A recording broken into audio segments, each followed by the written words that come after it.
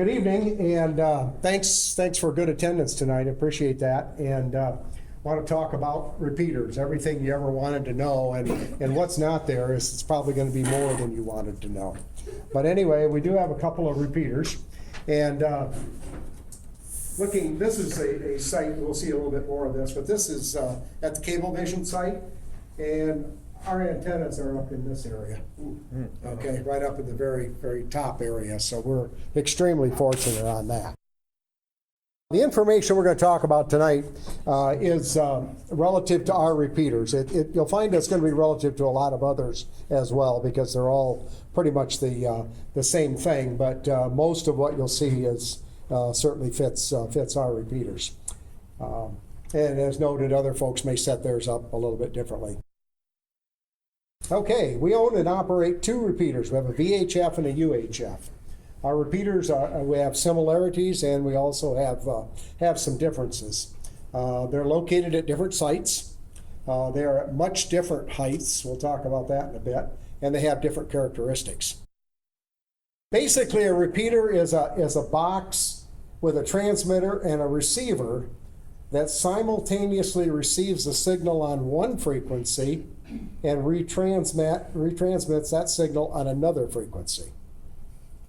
That's magic, folks. It's magic, but I'm going to show you how it's done.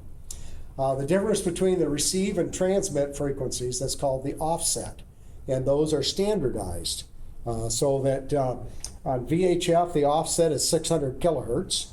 That's why when you have a repeater that, the output of the repeater is 147.300, and the input is 147.900. So that's the difference between the input and the output. On UHF, it's 5 megahertz. Our output of our UHF repeater is 443 megahertz, 443.3, and the input is 448.3. So the higher you go in frequency, generally, the bigger the offset. But these are standardized. So that's why your radio will work on so many different repeaters, because that's standardized. And most antennas use a single antenna for both transmit and receive using what's called bandpass filters. This is the magic part. And another thing that these things are called duplexers. And duplexers make sure you don't need to have two antennas, one for the input and one for the output, as well as two feed lines. Now that's not too bad if you're 40 or 50 feet in the air. I mean, the antennas can get expensive, but when you're up 300 or 400 feet and you need feed line that's this big around for it to make sure you get all the signal up there, you're talking a lot of money. And commercial antennas, $1,000 is not unusual for a commercial antenna. So here's a couple of examples of duplexers.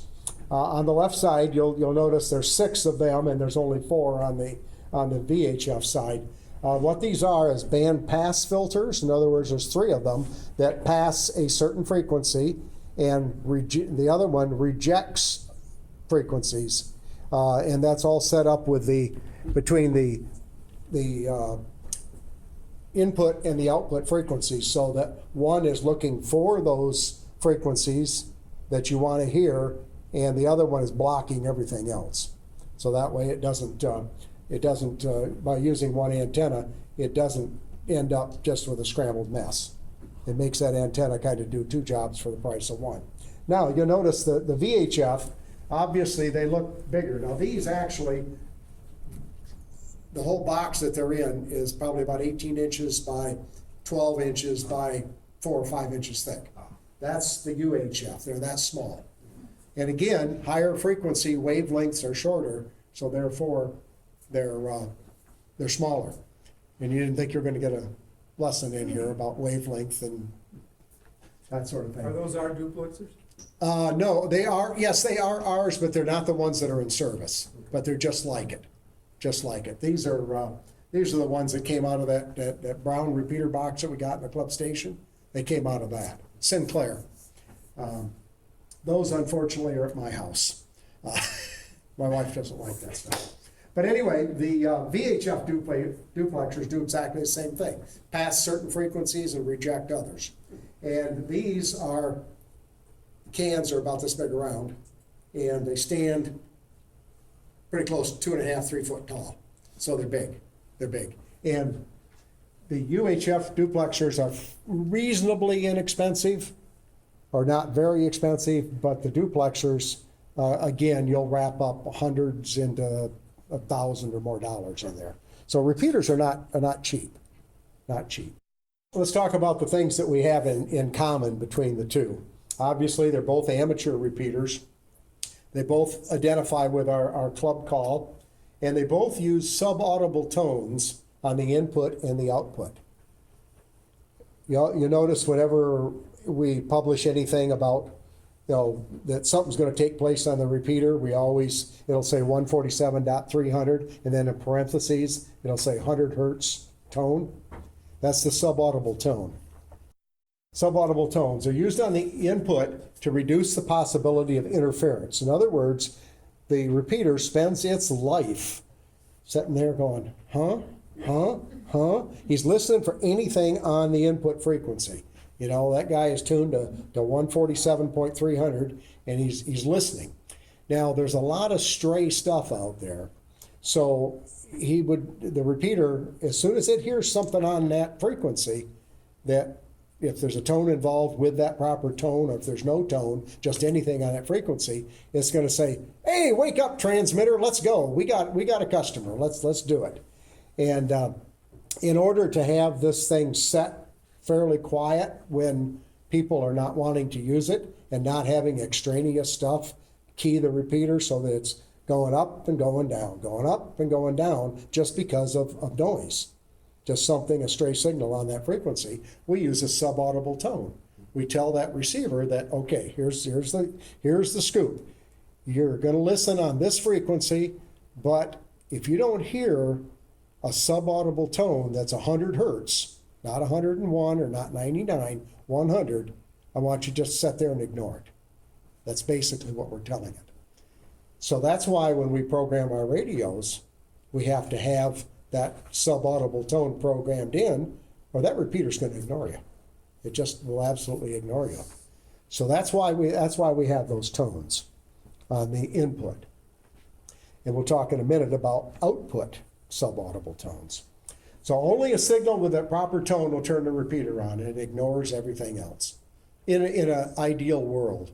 Now, sometimes we may have somebody that's far away and the band is opening, and he may be working another repeater on our frequency, and there are other repeaters on our frequency, and they may have the same tone.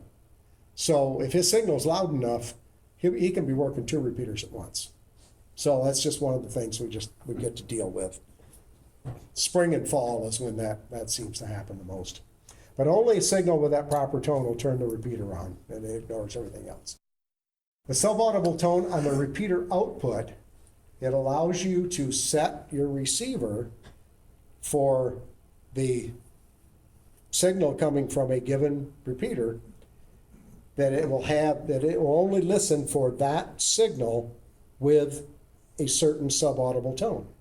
And once again, rather than having stray stuff that might make the repeater jump up and down, or other repeaters, when the band is open, come in on the same frequency. If they don't have that tone, your repeater will sit there nice and quiet until ours comes on with that tone, and then it'll just turn it on.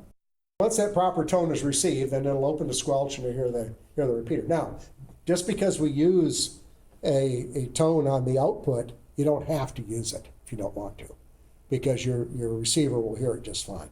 But if you enable it, it will only hear things on that frequency that have that tone.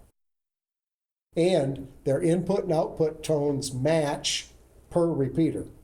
VHF is 100 hertz on both, and on the UHF it's 123 hertz on each. There's our Vertex standard VX7000 repeater. That's what it looks like. That's it. And it's a desktop repeater. Vertex is Yaesu, by the way. Or maybe I should say Yaesu is Vertex, because Vertex is the parent thing. We know the frequency is 443.3 with the tone, and it transmits it. Now this is located plus minus 50 feet on the Charter towers. There are 2 towers out there. They're adjacent to each other, like just 8 or 10 feet away from each other. The lower one is 300 feet, and the other one is 427. And you can see, well, we'll see in a bit, where the antennas are, and they're somewhere between 300 and 427, which I estimate at 350 plus or minus 325. I don't know. I don't have the nerve to climb up and run the tape measure down, and I don't have a 350-foot tape measure, so I can't do it. Okay, I'm excused. The antenna is a commercial UHF antenna, and that uses feed line that's, I think it's 1.25 inches. Now, where did we get the money for those things? I already mentioned the antennas, $1,000 or more. Feed line is in the neighborhood of $4 a foot, and that's pricey. And where did we get that? We had a club member, and Mike Jepson. You may have heard of Jepson Electric here in Coldwater. Mike used to own that. Mike is a Silent Key now. And he had a business band radio system, UHF, out there. And Mike knew he was ill and cornered me at a radio club meeting one night and says, "Give me $1." I said, "What do you need? What do you mean? What do you need $1 for?" He says, "Just shut up and give me $1." Okay, here you go, Mike. Mike was the last guy in the world that needed $1, let me tell you. But anyway, he says, "Okay, all that stuff that's out there at Charter, that tower, the repeaters, the antennas, the feed lines," he says, that belongs to the club now." So, gracious guy. And that's how we came to have that. And that Vertex repeater that you saw, that he gave that to us as well. Wow. And our backup Kenwood that we have for UHF, he gave that to us too. So we were blessed. One other thing I wanted to touch, in that we have power outputs 35 watts. It will go to 50. But we don't want to, you don't drive your car full throttle all the time. Most of us don't. And so anyway, Pat Beeman would like us to. I mean, that's ticket money. There is no controller on it. We'll talk a little bit more about controllers on the VHF in a little bit. There's no controller, and it has an internal CW IDER. Now that IDER on the UHF repeater is not what's called a polite IDER. In other words, it has a timer, and it's set for 3 minutes. And if you're talking along, and well, wait a minute, I gotta step back. That's a different timer. The timer for the IDER is 9 minutes. The rule that says that you have to identify yourself every 10 minutes. Okay, that's why it's at 9, and that's that way, because that's a reminder for everybody when they hear the repeater ID and you're on the net or just a couple people talking that it's time. Or if you're like a couple of bozos that use the repeater a lot, that get on there and try desperately to, as they're talking along, and all of a sudden at the end of their transmission they throw in their call, hoping that the repeater goes ahead and identifies it afterwards. Some of us are pretty good at that. So, but anyway, that's the scoop on that. But this is not a polite IDER. In other words, when it's time for it to do it, it doesn't give a darn whether you're talking or not. It's gonna go, and it will create a gap in what you said, because it's just that way, and it just takes you out and replaces it with it. And after all, it's running the show, right? So that's why it does it. If you're talking, you don't know that it's. That's right, you don't. But there'll be a gap in your conversation. This is just like the Nixon tapes. Yeah. There'll be gaps in there, So, okay. All right, so anyway, the timeout timer is, you talk for 3 minutes and it will shut off on you, because that's enough. Who needs to talk more than 3 minutes at a time? Unless you're putting on a presentation, then you got carte blanche.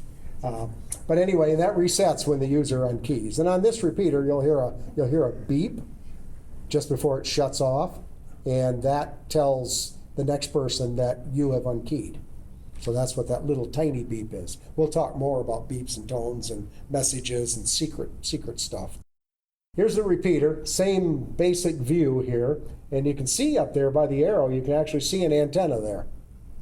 Okay, and there also happens to be another one that is right about here. We have, actually, there's two of them up there. We're only using one. And again, I don't know which one we're using because, black feed line going up the tower, I mean, after a while, it just all blends into one. And like I said, I can't get anybody dumb enough to climb. So, and they wouldn't let us anyway. So that, you'll see the 300 footer, and then the rest of it, that's another 127 feet. So anyway, this little outhouse here, that's our barn. That's where the repeater itself sets. And you just open it up, and there's a couple of shelves where the repeater sets, and you got the duplexers are up on the wall, and the feed line comes in. So there's really nothing there to see. Let's go to the VHF repeater. This is Kenwood.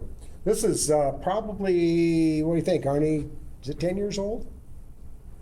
Yeah, I'd say pretty close. Yeah, 10 years old. Mm-hmm. And we bought this one new. We didn't have anybody to give us one. And their set's $1,300 10 years ago. So, but it's a Kenwood, and it's been rock solid throughout all that time. No problems whatsoever.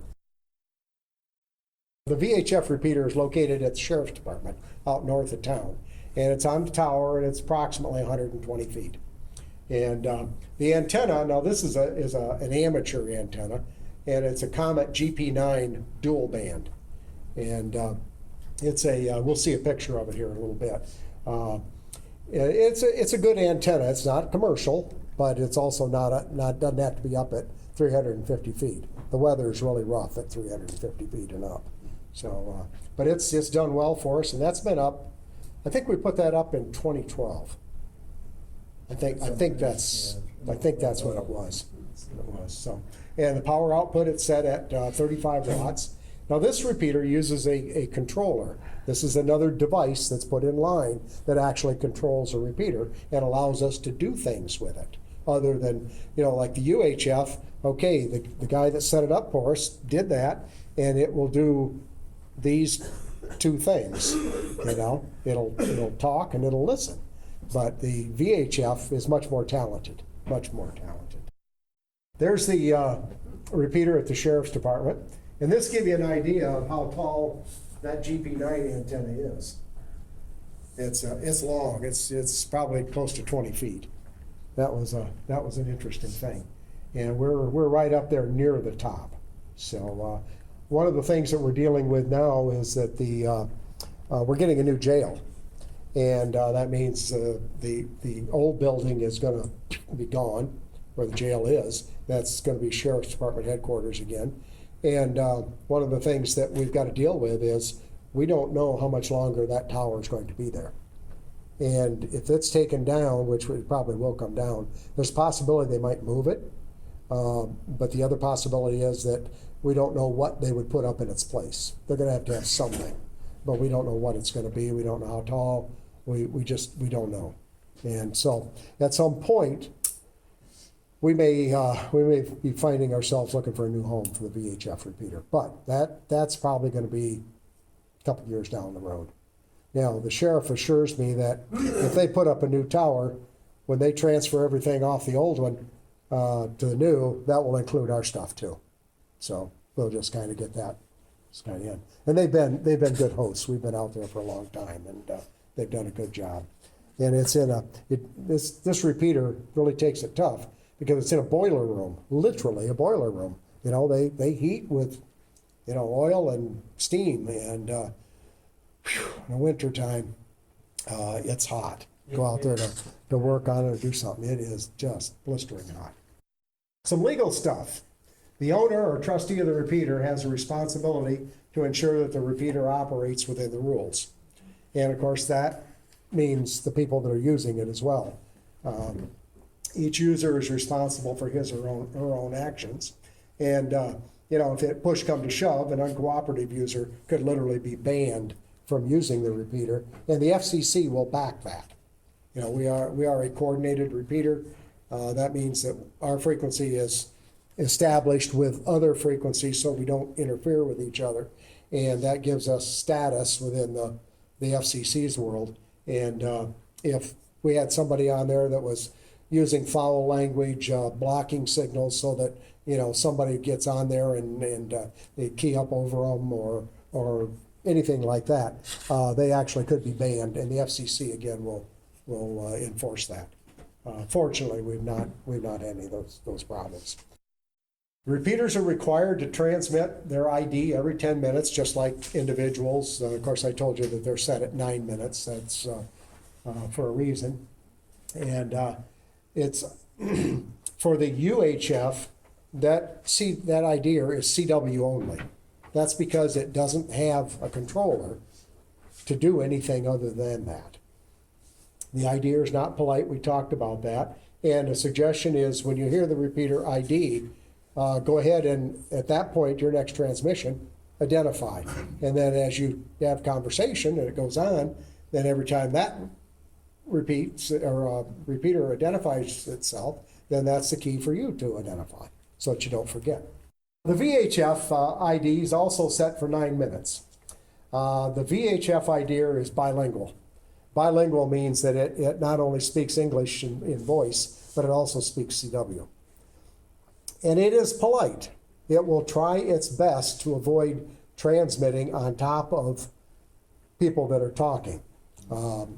If it doesn't get a chance and the timer says, I got to do it, folks, it will come on and it will identify in CW, but it's at a level where it doesn't block you out, but it's there in addition to you. Sometimes you may hear that.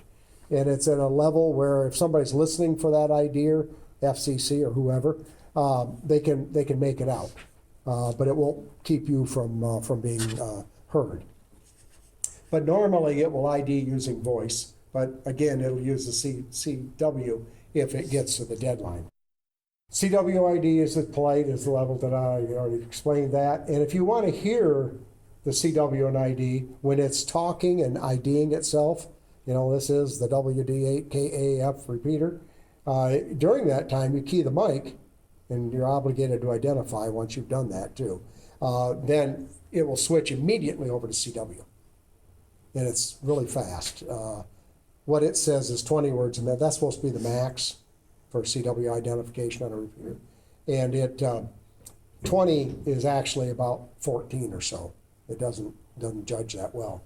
So we kind of bumped it up a little bit just to get it out of the way, so it goes pretty quick. If you hear the machine speaking, this is how to know. I have people all the time that they don't realize which repeater they're using. When you have a dual band rig, you know, the first thing you want to talk, you don't necessarily pick the band, you just grab the microphone and make noise. And sometimes you find out, I did that tonight. When I left the house, I just picked up the microphone and I keyed it and to get the ID out of the way, and then said I was listening. And come to find out, it was on the UHF, because Jim and I had ended up on UHF for a bit this morning. So then I had done my duty, I identified, then I went over to the VHF. And the UHF repeater always speaks in CW, nothing else. But if you hear a repeater talking, it's the VHF repeater. You hear voice other than somebody talking on it. If you hear the machine talk, that's the VHF, so you can always tell the difference.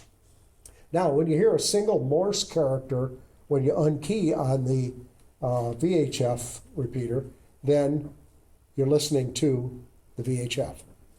That's another way. When you hear somebody talking and somebody unkeys, waiting in the next person to get ready to go, and you hear that machine say da-di-da.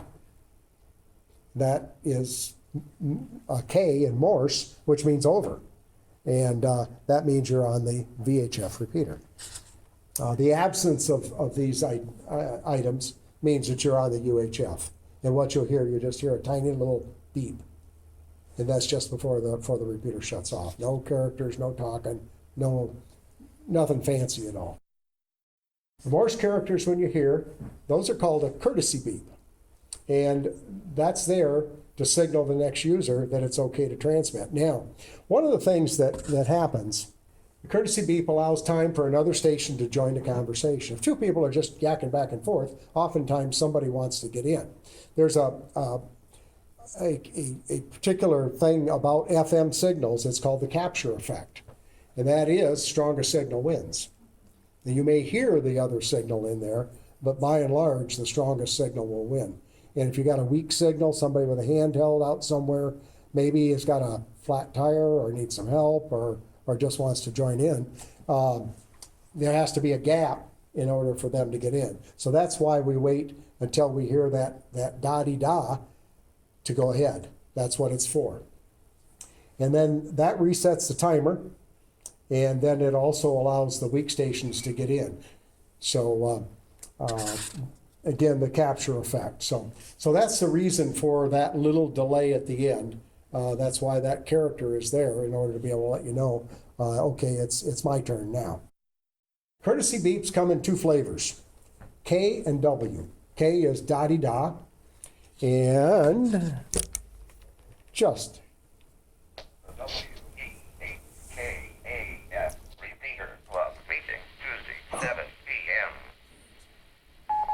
Da-de-da, and then a couple of seconds later it shuts off. WBAR. Now I'm legal. So anyway, da-de-da is used in normal circumstances. W, da-da-da. Okay, da-de-da, da-da-da. Da-da-da is W. And that indicates there's something happening in the weather. And at that point, you know, it's good to pay attention.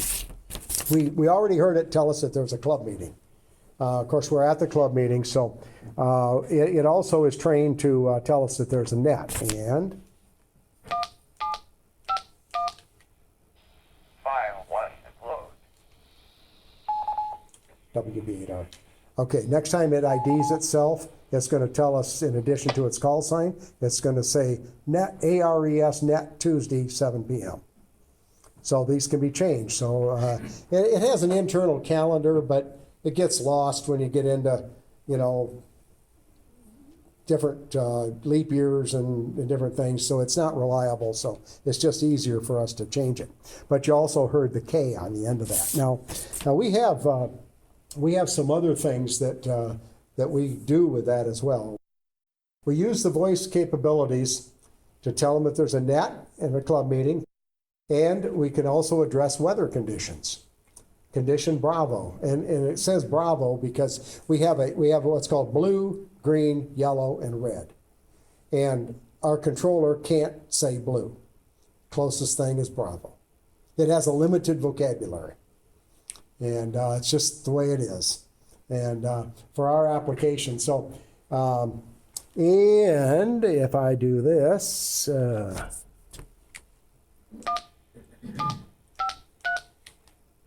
File 3 load. Okay, did you hear the W?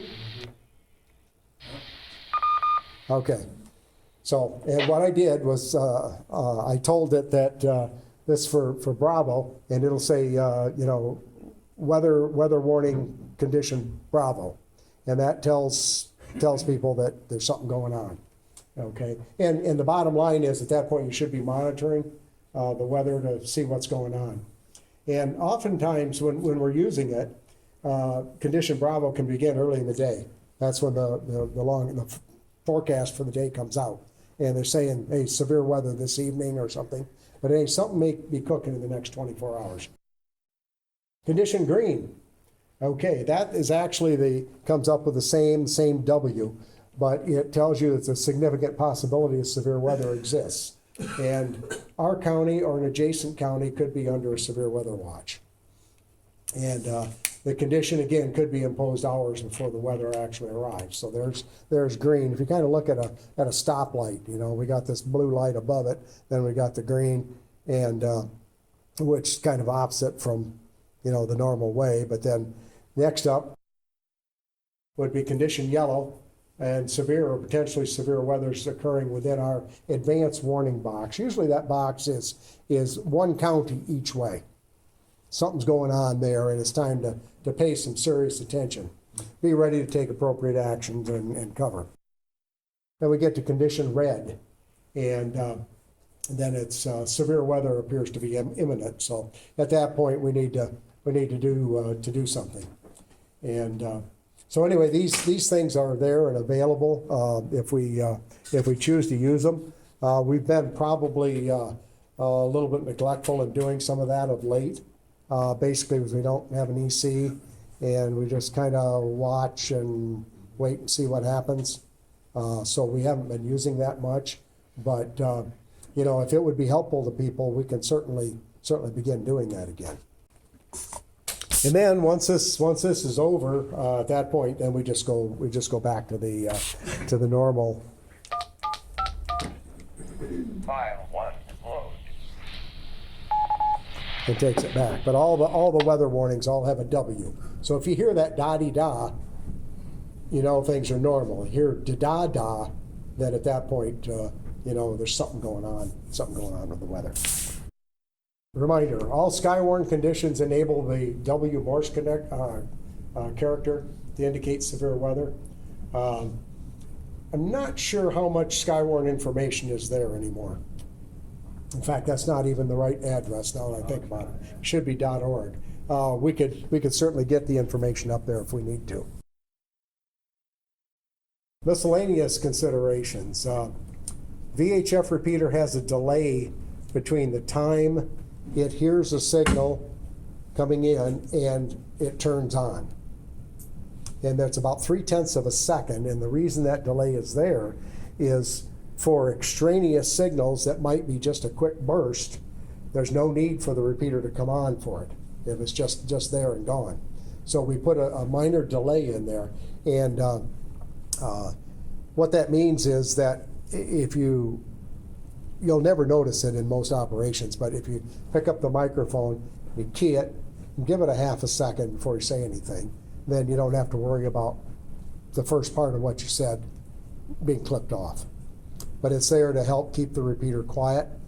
During a band opening, it gets to the point where you reach over and shut it off rather than listen to it, because it's just going crazy, going berserk, absolutely berserk.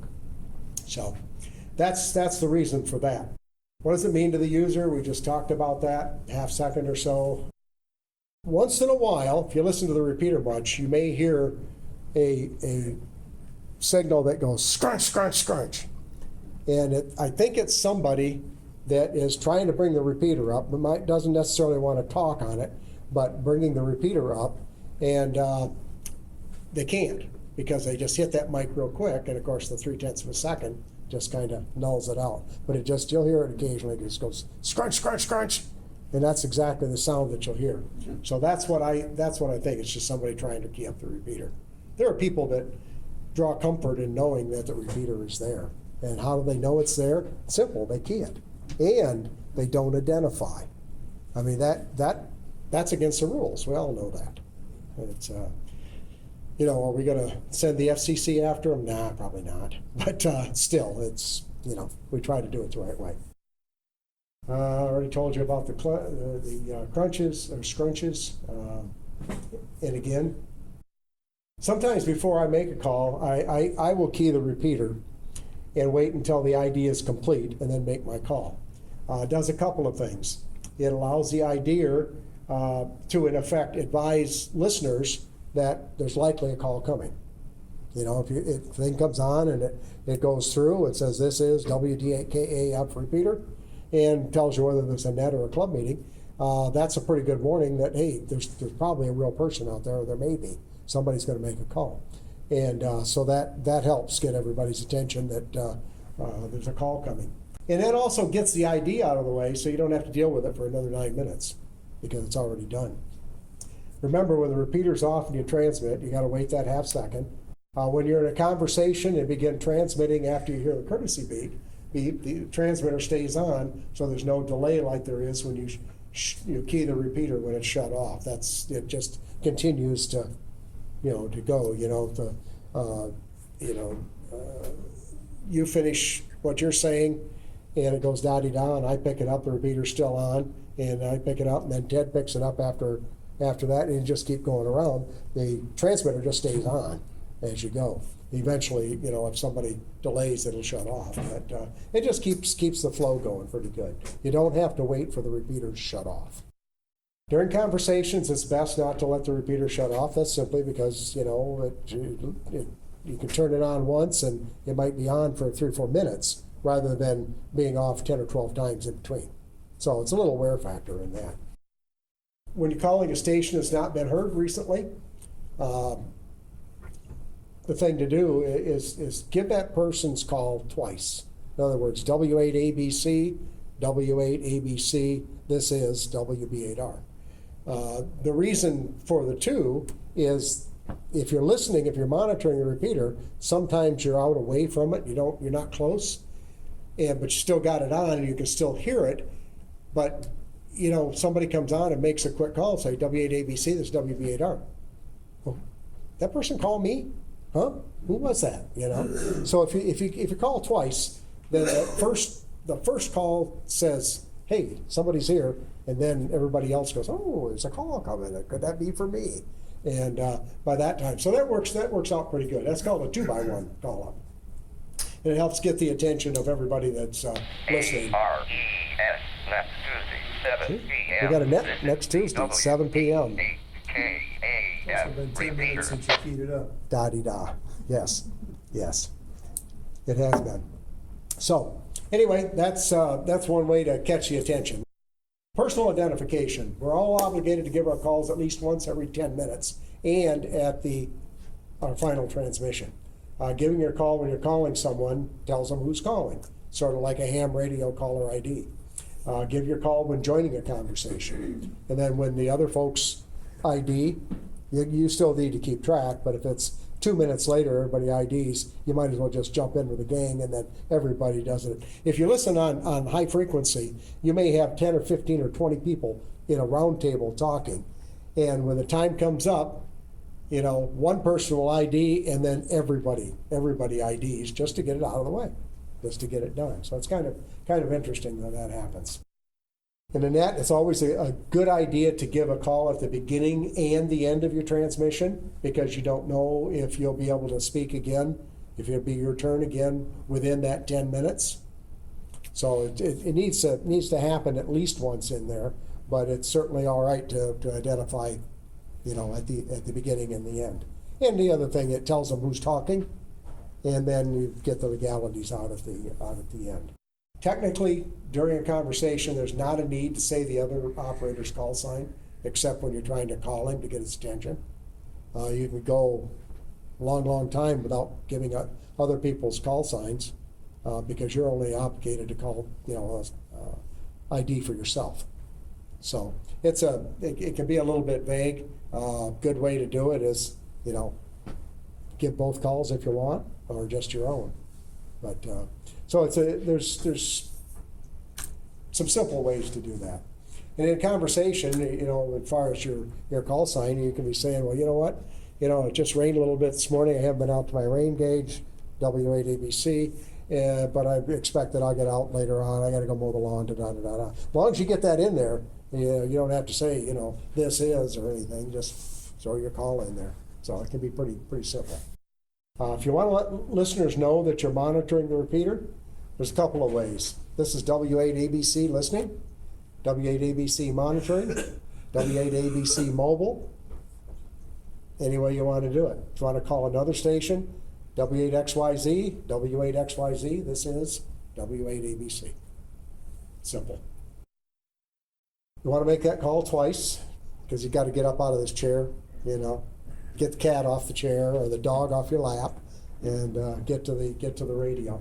And if there's no answer, there's no reason to say nothing heard or anything else, provided that you did say your call sign on your last transmission. So if you made 2 calls to call Arnie and he didn't answer, and you used you're identified with your call, that's all that's necessary. Just fade into the sunset. If you're willing to talk with anybody that wants to answer you, you can do that simply by stating you're monitoring. W8ABC monitoring. That means anybody. Please, anybody, talk to me, please. You know, there's little shades of desperation that you can get in there, I guess, in your voice. And if somebody wants to talk to you, they'll call you. If they don't want to talk to you, they won't. It's real simple. Not mandatory. But you know what? There's times that you don't have time to talk. No. You don't. And you know, I'll be honest. I've had stations that have called that I didn't want to talk to at that point, so I just didn't answer. I was busy. I didn't mention any call signs or names. I didn't even look at you. Repeater operating tips. Calling CQ on the HF bands is how you attract attention. That's considered proper, but not on repeaters. Not on repeaters. If you're working sideband or CW is appropriate there. Questions? Oh, come on, we gotta have some. Oh, come on. Okay, take out a clean piece of paper, put your call sign at the top, and we're gonna have a quiz. So, okay. Yes, Bob? I recall that when the repeater says the thing about the net being on Tuesday, I don't ever recall it saying next Tuesday or the third Tuesday. I just think it says Tuesday. Yes, it does. We don't have a Net every Tuesday? club call, we don't have a club meeting every Tuesday. Well, okay, and I changed that. In fact, I did that tonight. It was saying that we had a club meeting tonight, and then I entered the codes to change it to where it says net Tuesday. Oh, okay. So there's a calendar in the controller, but it's not very reliable. And rather than rely upon it to, do something wrong, and then I have to go change it anyway, I figure I might as well just change it. So sometimes I forget, but I try. So No problem. so that's how we work it out. Very common, a lot of repeaters do that. I'm traveling around and I always have my radio on and I'll hear them say, that Tuesday or something, Monday, and I'll tune in and there's nobody there. Yeah. Because I guess it wasn't that Tuesday. No, that could be. They may have it just set so that it just stays that way. And I don't know. I can't speak for them. We try to make it. I know they Make have it Gola, correct. one of them anyway. Yeah. One of their repeaters is that way. Yeah. That's a good way to keep that out in front of people, whether it's a meeting or just a net. As a follow-up, I noticed that a lot of communities have multiple VHF or multiple UHF repeaters. What's the rationale for that? Competing clubs. If you have a place that's big enough to have multiple clubs, they may each want their own repeater. We struggle to have activity on our repeaters Yeah, as it is, so there. And the other thing too is the cost of buying them, cost of getting them up in the air, and the cost of maintaining them. But, that can be pretty stiff. But I think that if you've got groups that are interested, anybody can put up a repeater. yeah, privately owned. Privately owned repeater, you can do that. If you want to put the expense. Now that being said, you can't just put it on any frequency that you want. There is a coordinating body that you have to apply for frequencies, and they will try to find one for you. On 2 meters in Michigan, forget it. You can't get a 2 meter frequency for an analog repeater. The digital ones, yes, because they're squeezed in between and they take up less bandwidth. But and UHF is getting full. Jim. I was just gonna say, I think sometimes Angola, for instance, possibly is one of these situations where they have Echolink, which is used a lot on that repeater. So they'll put up another repeater for those who don't care to hear all of that all the time. Jackson's got like 4 repeaters or something Yeah. like that up there. Yeah. I think Battle Creek has some for specific things like Yeah. disease and things like that. So. Yeah, and of course, a bigger community and a bigger amateur group. So, yeah, that's, and I guess, within reason, a group can do whatever it is that they want to do. And as long as they got the money to fund it and a place to put it and people to use it. Yeah, Mike? What about I guess the legal concerns with crossband repeating? Would you just pick a simplex frequency for band? That would probably be the way to handle that. That would be the way to handle it, because you're using. As soon as you started crossbanding, you can do it. We have repeaters that go in on VHF, come out on 6 meters, and that can be done. But you basically have 2 separate repeaters, and then you just have a link across, either on a control frequency or another frequency set up for that. But it's doable. It's doable, but. I mean, for like a portable operation. Portable operation, that I would suggest you'd go to a simplex frequency somewhere. Because otherwise, if you go into the recognized assigned repeater frequencies, then you're dealing with somebody else's property, so to speak. And your chances of getting frequencies for yourself, while you can put up a private repeater, you could, it's pretty difficult to get the frequencies right now. So I'd say just find some remote frequencies and just do it.